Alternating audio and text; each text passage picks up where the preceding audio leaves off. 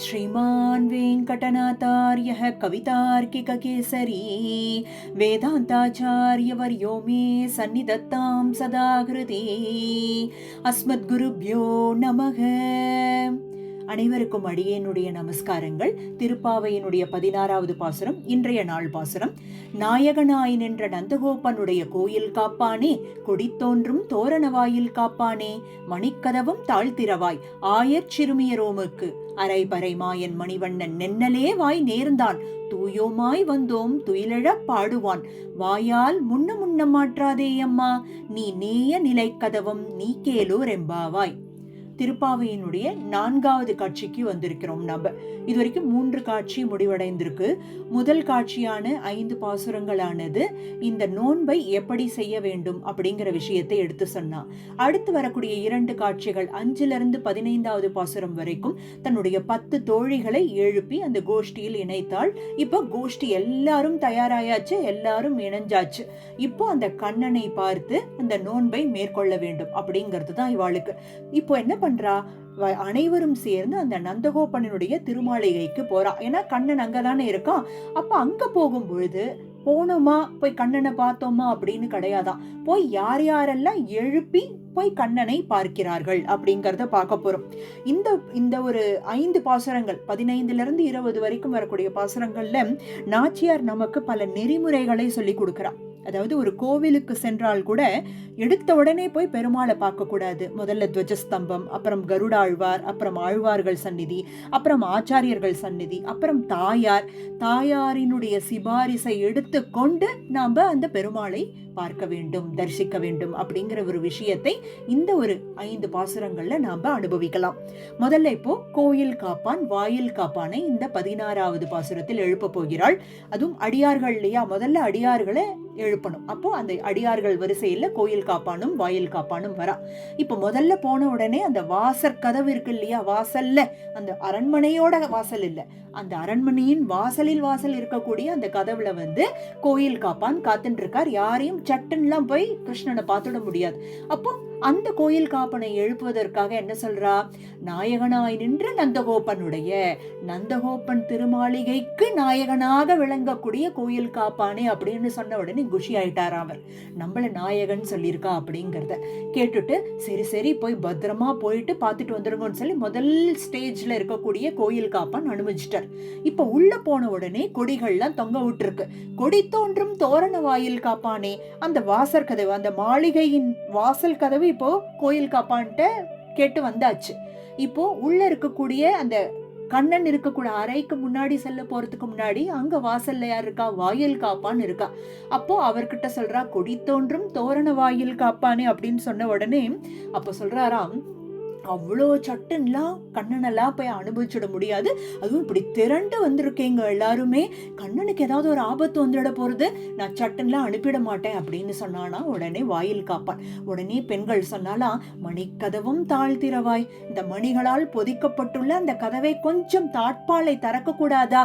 நாங்க எல்லாரும் யார் தெரியுமா, ஆயர் சிறுமியர்கள் நாங்கள்லாம், எங்களால எந்த ஒரு கஷ்டமும் வராது, அந்த கண்ணனுக்கு திறந்தேன்னா ரொம்ப சந்தோஷமா இருக்கும் அப்படின்னு சொல்லி கேட்டாலாம். இல்ல அப்படிலாம் சட்டன்லாம் அனுப்பவே முடியாதுன்னு எவ்வளவோ நிராகரிச்சாராம். அப்போ உடனே அந்த தோழிகள்லாம் சொல்றாலாம், அரைபறை மாயன் மணிவண்ணன் நென்னலே வாய் நேர்ந்தான். நென்னல் என்றால் நேத்திக்கே அவன் எங்கள்கிட்ட சொல்லிட்டான், கண்டிப்பா உங்களுக்கு அந்த பறைங்கிற ஒரு விஷயத்த நான் கண்டிப்பா கொடுக்கறேன், ஆத்துக்கு வாங்கோ அப்படின்னு சொல்லிட்டான். அந்த ஒரு நம்பிக்கையில தான் நாங்க வந்திருக்கோம். அதுவும் சும்மாலாம் வரல, தூயோமாய் வந்தோம். எங்களுடைய பாப்பங்களை எல்லாம் துளைத்து அப்படி ஒரு பரிசுத்தமா அவனை அடையணும், அவனை நாங்க கைங்கரியம் பண்ணிட்டே இருக்கணும் அப்படிங்கிற ஒரு எண்ணத்தோட மட்டும்தான் வந்திருக்கோம். நாங்க வேற எந்த எண்ணமும் கிடையாது. எழுந்து துயிலெழ பாடுவான். அவன் எழுந்துக்கும் போது நாங்க அவனுக்கு பல சுப்பிரபாதங்கள்லாம் பாடி, அவனுக்கு ஸ்தோத்திர கிரந்தங்கள்லாம் பாடி, பல்லாண்டு பாடி, அப்படி சந்தோஷத்துல அவனை என்னைக்குமே வச்சுட்டு இருப்போம். அவன் சந்தோஷமா அந்த கைங்கரியத்துல ஈடுபடணும் தான் வந்திருக்கோம். அதுவும் பாப்பங்களை எல்லாம் தொலைத்து விட்டு வந்திருக்கோம். இப்படி இல்லைன்னு சொல்லிட்டா எப்படிப்பட்ட ஏமாற்றமா இருக்கும் எங்களுக்கு. இப்படி வாயால் முன்ன மாற்றாதே அம்மா, வாசல் கதவு வரைக்கும் வந்துட்டோம் நாங்க, இப்ப போகாதன்னு இப்படி முன்ன பின்ன பேசிண்டே இருந்தா ரொம்ப ரொம்ப மன ஏக்கத்துல நாங்க ரொம்ப கஷ்டப்பட்டுடுவோம். நீ நேய நிலைக்கதவம் நீ கேளோர் எம்பாவாய். அதாவது அந்த நேய நிலைக்கதவம் அப்படின்னு சொல்லக்கூடிய அந்த நிலைக்கதவை, நிலைப்படி கதவை திறந்து உடனும் நீங்க தான். நீங்க சந்தோஷத்தோட உங்களுடைய அனுகிரகத்தோட, அதாவது இங்க கோயில் காப்பான் வாயில் காப்பான் இருவரையும் சேர்த்து சொல்றா, உங்களுடைய அனுகிரகத்தோட சம்பந்தத்தோட தான் நாங்க உள்ள போகணும். நீங்க கஷ்டப்பட்டுண்டு பயந்துண்டோ எங்களை அனுப்பவே வேண்டாம். சந்தோஷமா அனுப்பிச்சேன்னா நாங்களும் சந்தோஷமா காத்திருந்து அவனுக்கு சுப்பிரபாதம் பாடி விட்டு நாங்க சந்தோஷமா நாங்களும் திரும்புவோம் அப்படின்னு ஒரு அழகான வார்த்தைகளால் பேசி உள்ளே சென்றார்கள். அப்போ இந்த 16வது பாசுரத்தில் எழுப்பியது கோயில் காப்பானையும் வாயில் காப்பானையும். இதுதான் இதனுடைய பதவுரையாக இருக்கு. இதனுடைய உட்கருத்து என்ன அப்படின்னு பார்க்கும் பொழுது, பெருமாளுக்கு கைங்கரியத்துல ஈடுபடணும்னு வச்சுக்கோங்களேன், சட்டுன்னு ஈடுபட்டுட முடியாது. நம்மளுடைய கர்மாக்களை எல்லாம் தொலைக்க வேண்டும். தொலைத்த பிறகு அந்த ஒரு இச்சை வர வேண்டும். தொலைச்சாதான் இச்சை வரும். அதாவது அவனுக்கு கைங்கரியம் பண்ணணுங்கிற ஒரு ஆசை வரும் நம்மளுக்கு. அந்த ஆசை வந்த உடனே பெருமாளும் கொடுத்துடுவாருன்னா அதனுடைய அருமை பெருமையெல்லாம் நம்மளுக்கு தெரிய வேண்டாமா? அப்படி அருமை பெருமையெல்லாம் தெரிஞ்சு பாப்பங்களை துழைத்து இப்படி பெருமாளுக்கு சேவை செய்யணும்னு வந்திருக்கா பாருங்கோ. இந்த ஒரு விஷயம் தான் நாம இப்போ மைய கருத்தா நாம எடுத்துக்க போறோம். அதாவது 16வது பாசுரத்தின் மைய கருத்தாக இருப்பது பெருமாளுக்கு மன்னி வழுவிலா அடிமை செய்து உய்வு பெற வேண்டும் அப்படிங்கிற ஒரு விஷயத்த நம்ம எடுத்துட்டு இருக்கோம். அதற்கு தூயோமாய் வந்தோம் அப்படின்னு சொல்றா. அதாவது பாப்பங்களை தொலைக்க பெற்று துயிலிழப்பாடுவான் என்பது கைங்கரியமாக நம்ம இங்க அனுபவிக்கிறோம். இப்படி நித்திய கைங்கரியமே சரணாகதனின் மூச்சாக இருக்கு இல்லையா? அந்த கைங்கரியமானது எப்படி இருக்க வேண்டும்? எல்லா தேசங்களிலும் இருக்க வேண்டும், எல்லா நேரத்திலும் இருக்க வேண்டும், என் நிலையிலும் தொடர வேண்டும் அப்படிங்கிற ஒரு விஷயத்தை ஆழ்வான் நமக்கு இப்போ புரிய வைக்க போறார். அப்போ பாப்பங்களை தொலைத்தாதானே அந்த கைங்கரியம் கிடைக்கும். கைங்கரியம் கிடைச்சா எப்பேற்பட்ட கைங்கரியமா இருக்கணும்? அதை வரதராஜ ஸ்தவத்தின் 98வது ஸ்லோகத்தில் நாம அனுபவிக்க போறோம்.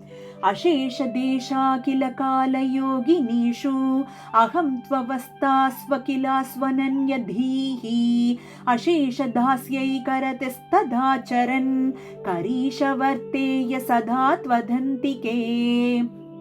ரொம்ப அழகாக அசேஷ தேசா கில கால, எல்லா இடங்களிலும் எல்லா காலமும், இதோடு கூடி யோகினீஷு, இதோடு கூடி அகம் த்வவஸ்தா ஸ்வகிலாஸ், எல்லா நிலைகளிலும் பெருமாளுக்கு எல்லா இடங்களிலும் எல்லா நேரமும் எல்லா நிலைகளிலும் நம்ம என்ன பண்ணணும்? கைங்கரியம் பண்ணிட்டே இருக்கணும்.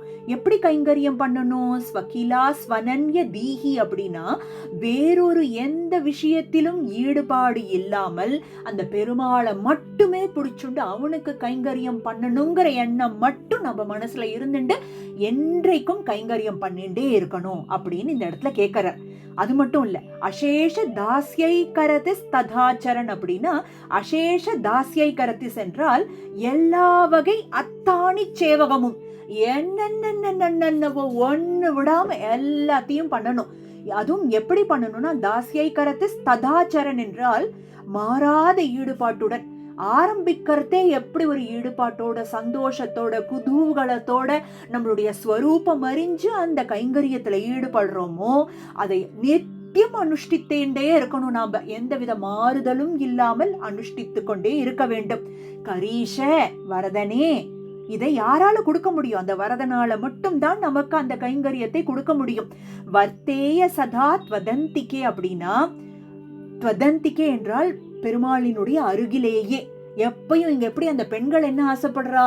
பெருமாள் கூடயே இருந்துட்டு இருக்கணும் அப்படிங்கிற மாதிரி தேவரீருடைய அருகிலேயே இருந்து கொண்டு எப்பொழுதும் எப்பொழுதும் நித்தியம் எல்லா இடங்களிலும் எல்லா நேரமும் எல்லா நிலைகளிலும் எந்தவித விஷயத்திலும் ஈடுபாடும் இல்லாமல் அத்தாணி சேவகமும் மாறாத ஈடுபாட்டுடன் அனுஷ்டித்து கொண்டே இருக்க வேண்டும் அப்படிங்கிறது தான் இந்த இடத்துல கூறப்படுகிறது. எப்பேற்பட்ட ஆசை இல்லையா ஒவ்வொருத்தருடைய, அதாவது ஒவ்வொரு சரணாகதனின் உயிர் மூச்சாக இருக்கக்கூடியது அந்த கைங்கரியம். இங்க அந்த பெண்கள் ஏங்கி கொண்டு வந்ததும் அந்த கைங்கரியத்திற்காகத்தான். அதற்காக தான் மன்றாடி கேட்கிறா கோயில் காப்பான்ட்டையும் வாயில் காப்பானையும். இங்க பெருமாள்கிட்ட டைரக்டா ஆழ்வான் கேட்கிறார், வரதா நித்தியம் உன்னுடைய கைங்கரியத்துல நாங்க ஈடுபட்டுட்டே இருக்கணும் அப்படின்னு சொல்லி ரொம்ப ஆசையா கேட்கிறார். இதுதான் முதல் ஸ்லோகம். அடுத்தபடியாக சுந்தர பாகுஸ்தவத்தில் 128வது ஸ்லோகத்தை கொண்டு நாம அனுபவிக்கிறோம். அதாவது வாக்காய மனம் அப்படின்னு சொல்லக்கூடிய திருக்கரணங்களாலும் பெருமாளுக்கு நம்ம என்றைக்கும் கைங்கரியம் பண்ணிட்டே இருக்கணும் அப்படிங்கிறது தான். எம்பெருமானை நினைத்து திருக்கரணங்களாலும் நினைத்து உருகி அப்படி பண்ணிட்டு இருக்கும் பொழுது அவன் நம் உள்ளத்தில் நிறைந்து பெருமாள் அப்படியே குடி புகுந்து விடுகிறான். நமக்கு அந்த கருணையால் அருள் பாவிக்கிறான் அப்படின்னு சொல்லி இங்க அனுபவிக்க போறார். இதை எப்படி நாம ஒரு கதையை கொண்டு அனுபவிக்க போறோம். ஏன்னா ஆழ்வானும் ஒரு சரித்திரத்தை கொண்டு இதை அனுபவிக்கிறார். ஒரு சரித்திரத்தை பிரமாணமாக பல ஆண்டுகளுக்கு முன் நடந்த ஒரு கதையை, அதாவது கதைன்னு சொல்றதுன்னா முன்னாடி நடந்ததுனால இதை கதைன்னு சொல்றோம். ஒரு நிகழ்வை கொண்டு நாம இப்ப அனுபவிக்க போறோம். அதாவது திருமாலிருஞ்சோலையில் இருக்கக்கூடிய அந்த திவ்ய தேசத்தில் இருக்கக்கூடிய பெருமாளினுடைய அருளை பெற்று எவர் ஒருவர் அந்த நித்திய கைங்கரியத்திற்கு ஆளானார் அப்படிங்கிற அந்த ஒரு விஷயத்தை நம்ம பார்க்க போறோம். இதில் மலையத்வஜ பாண்டியன் அப்படிங்கிற ஒருத்தர் பற்றி குறிப்பிடப்பட்டிருக்கு, ஒரு ராஜாவை பற்றி குறிப்பிடப்பட்டிருக்கு இந்த ஸ்லோகத்தில்.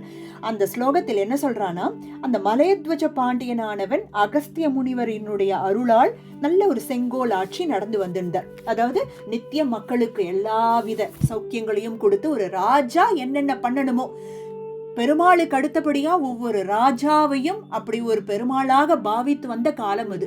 அப்போ அந்த ராஜாவா என்னென்ன பண்ணணுமோ தன்னுடைய பிரஜைகளை அப்படி பார்த்து கொண்டு அவ்வளவு ஒரு செவ்வனே தன்னுடைய கடமைகளை செய்து கொண்டு வந்தார்.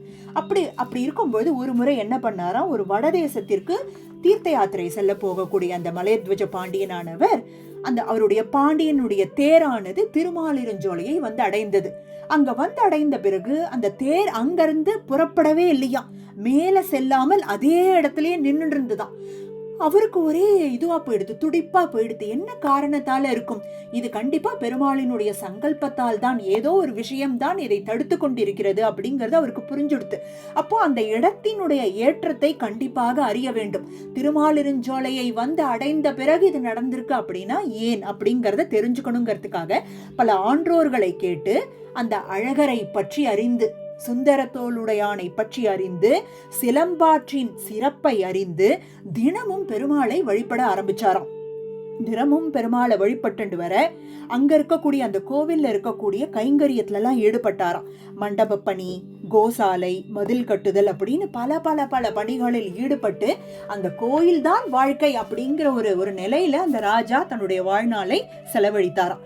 இப்படி பல பல பல திருப்பணிகள் செய்து மகிழ்ந்த அந்த மலையத்வஜ பாண்டியன் அப்படிங்கிற அந்த ராஜாவை பெருமாள் என்ன பண்ணாராம், செங்கோல் நன்றாக நடத்துவதற்கும் அருள் புரிந்து அவனை தடுத்து ஆட்கொண்டு கடைசியில தமது திருவடி கீழ் கொண்டு மோட்சத்தையும் அளித்தார் பெருமாள். அதாவது அழகர் அவருக்கு அந்த மோட்சத்தையும் கொடுத்திருக்கார்.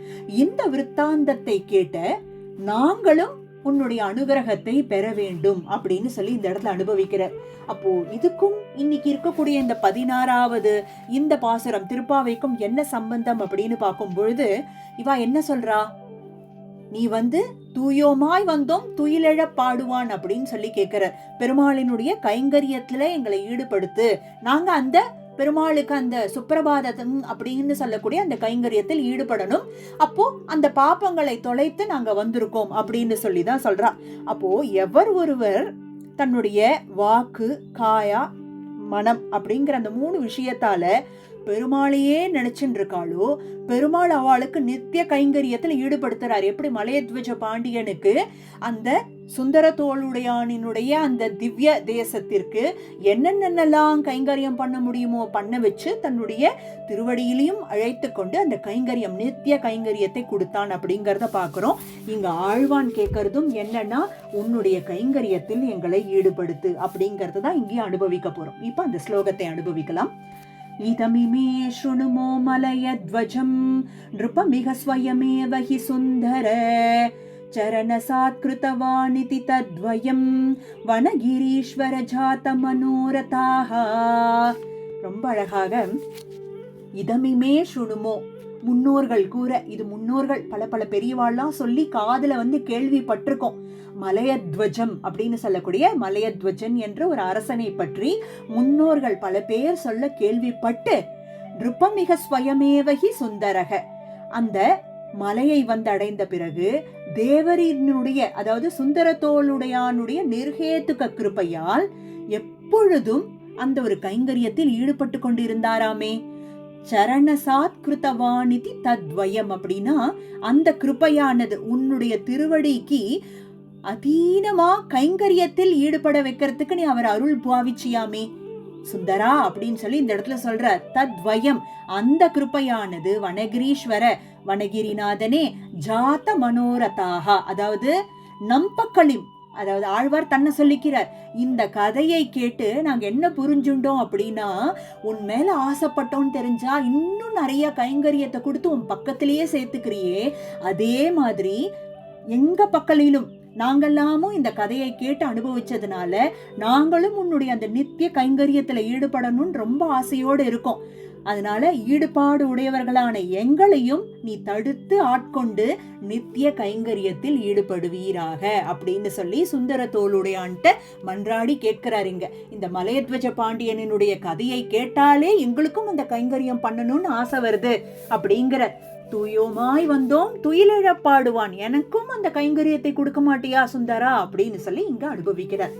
ஆக இன்னைக்கு பாப்பங்களை தொலைத்தால் பெருமாள் அந்த கைங்கரியத்தும் நமக்கு கொடுப்பதற்கு கண்டிப்பாக அருள் பாவிப்பான் அப்படிங்கறத நம்ம புரிஞ்சுட்டோம். அந்த தோழிகளும் உள்ள வந்திருக்கா. இப்பதான் இன்னும் கிருஷ்ணனை பார்த்த பாடில்லை, இன்னும் யாரெல்லாம் எழுப்பி கிருஷ்ணன் அருள் பாவிக்க போறான் அப்படிங்கறதையும் நம்ம அனுபவிக்கலாம். நாளைக்கு 17வது பாசுரத்தோடு நாம பஞ்சத்சவத்தையும் சேர்ந்து அனுபவிப்போம்.